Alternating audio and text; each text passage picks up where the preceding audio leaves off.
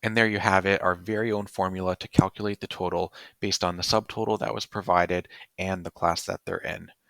Welcome back to another Power Query tutorial. In today's video, I'm going to show you how to make your very own formula in Power Query. Let's get started. We have our usual data set here, a list of Titanic passengers, the class that they were in column B, whether first, second, or third class, and the fare that they paid to board the Titanic. Now, this is the subtotal before tax. So we want to create our very own custom formula to calculate the total, including tax. To add a little bit of complexity, the tax rate is going to be based on the class that they were in. So if they're in first class, they'll pay 15%. If they're in third class, they'll pay 5%. As usual, first thing to do is import our data into the Power Query editor. We're going to click anywhere in our table here, and we'll click from table or range over here. Now that the data has been input into the editor, let's give our table a name. So now that our data is loaded, we can create a blank query, and this is where we're going to write our formula. So let's right click here in the queries pane, new query, other, blank query. So we have a blank query here. We're going to go into our advanced editor, and here's where we're going to write our custom formula. So we'll start with our inputs.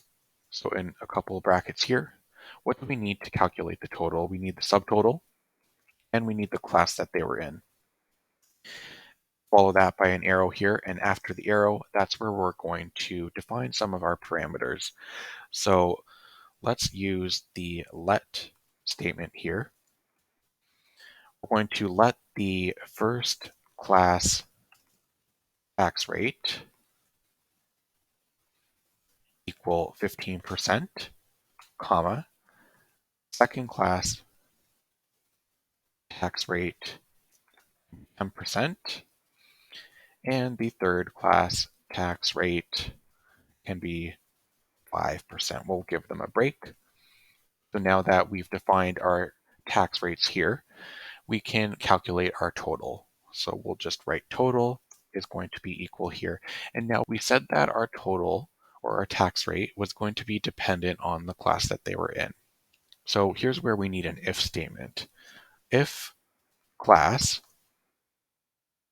would be provided up here is equal to 1, then our total is going to be our subtotal multiplied by our first class tax rate. Second case, else if class is equal to 2, then our total is going to be our subtotal multiplied by our second class tax rate. In our third case, else if class is equal to 3, then our total is going to be subtotal multiplied by third class tax rate. And to close off our if statement here, we just need another else, null. So basically, if it's not first class, second class, or third class, then the formula is going to return null. So we've defined our tax rates here.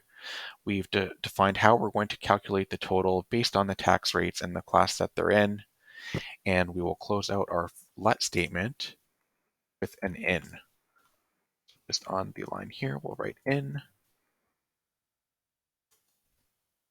total. So essentially, we're going to return the total. We'll hit done. Now let's right click our query here and we'll give our formula a name. Just rename it to total with tax. And you can see here that we have a little form here where we can test out our formula before we use it. So for example, if our subtotal is $100 and they're in first class, we'll hit invoke. We're getting $115, 15%. If our subtotal is $100 and we're in third class, let's hit invoke. We're getting 105 or 5%. So we know that our formula is working as expected. But how can we now use our formula in our data set? So let's go back to the data that we imported. We're going to add a column. And here's where we can invoke our custom function. So let's hit that button there. We'll call this total. We're going to use our total with tax function, and now it's asking us for the input. So our subtotal, we're going to get that from the fare column, and the class, we're going to get that from the P class column. And there you have it, our very own formula to calculate the total based on the subtotal that was provided and the class that they're in. And the great thing about this is that you can use this formula now anywhere throughout your Power Query workflow. Now, another way you can use this formula is in a custom column. So to do that, let's go over to Add Column again, and we're going to click Custom Column, and we'll call this Total 2. Here's where we can invoke our formula. So we'll just write total x, just like any other formula, and it's asking for a subtotal. So again, we're going to provide the fare, and then it's asking for the class. So we'll provide the class, close bracket, just like a regular Excel formula, hit OK. So that's how you can use your formula using the custom column function versus the invoke custom function column. I hope you enjoyed this video. If you did, please like and subscribe, and I'll be back soon with more Power Query tutorials.